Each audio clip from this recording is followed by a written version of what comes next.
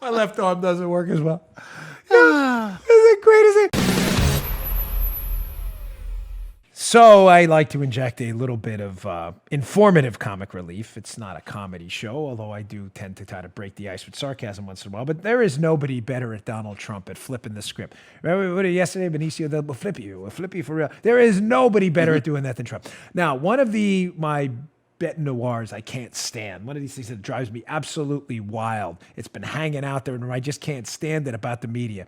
Is their never-ending efforts to ask Republicans questions that are not really questions. The old line is the question, when did you stop beating your wife? And beat him? I don't beat him. And the headline becomes, politician A says he doesn't beat his wife. And what does the general public do? They read the headline and go, there's an allegation he beat his wife? Is there anything worse to accuse it? No, and that's why they do that. They set you up with questions that aren't really questions. They're statements to get a what? What do I tell you elections are always about? Sound bites and snapshots. That's all elections are about. Good pictures and quickie sound bites. That's it. They want the sound bite out of you. They only do this to conservatives. They don't do this to Democrats. So they ask the when did you stop beating your wife question to get a sound bite that they know is going to sound bad. So the question's not a question. President Trump has a unique ability to sense the when did you stop beating your wife question and to flip the script and turn their question into a statement back at them, which isn't exactly the soundbite they wanted. It's always a setup, that question. They want a wicked soundbite. I didn't beat my wife. That's what they want Trump to say. He refuses to. He will never do it. He is better at this than they are. So he's asked the question yesterday. I want you to listen to this. This is about a minute. And here's Trump flipping the script in Benicio del Toro. Flip you for real. And just a beautiful, I love when he does this. Check this out. Some Republicans have said they hoped you would learn a lesson from impeachment. What lesson did you learn from impeachment? That the Democrats are crooked. They've got a lot of crooked things going. That they're vicious, that they shouldn't have brought impeachment, and that my poll numbers are 10 points higher because of fake news like NBC, which reports the news very inaccurately, probably more inaccurately than CNN, if that's possible, MSDNC, and your MS, and if you take a look at NBC, no, I think they're among the most dishonest reporters of the news. Okay, thank you very much, everybody. I appreciate it. My left arm doesn't work as well. Isn't it great? Is it? So the reporter, this hack loser, it's not a question. Did you learn a lesson from the impeachment? Republican leaders are saying you must learn a lesson.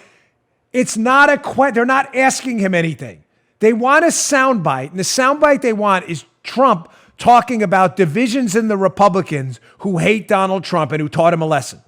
They want Trump to say, learned a valuable lesson from the GOP. I'm wrong. I screwed this up. That's what they want him to say. Oh, it's all BS, of course. And they want to expose what? Divisions in the Republican Party to make it look like Trump is so unpopular that even Republicans are teaching him a lesson. So what does he do? He turns it around and he says, I learned that you guys are hack loser reporters who can't get the information right. I learned this was all a hoax. This is great. I love this guy. No, the president, we don't worship golden calves on this show, but I'm telling you, I have not seen a politician in modern political history, because that's all I've been alive for, in modern political history, flip the script on the media better than this guy. I've seen better Ronald Reagan there's just no one like him, not in my lifetime. But speech-wise, Reagan's got him, okay? Reagan just was amazing. Reagan was a once-in-a-lifetime politician. But on dealing with the media, hacks, and exposing the non-question question, I'm telling you, ladies and gentlemen, there is not even a close second. He senses the trap immediately, he sniffs it out, and he goes right for the kill so that the soundbite, I'm using the sound. That hack reporter, think about this. Process what I'm about to tell you. That loser really thought he was going to get a nightly news soundbite with Trump talking about how he's been taught a lesson by the Republicans who are spanking him too because he's so unpopular. And what does he get? He gets a soundbite on the Dan Bongino show we're using to mock the reporter instead. Nobody does this better. You just heard the Dan Bongino Show. You can also get Dan's podcasts on iTunes or SoundCloud and follow Dan on Twitter 24/7 @DBongino.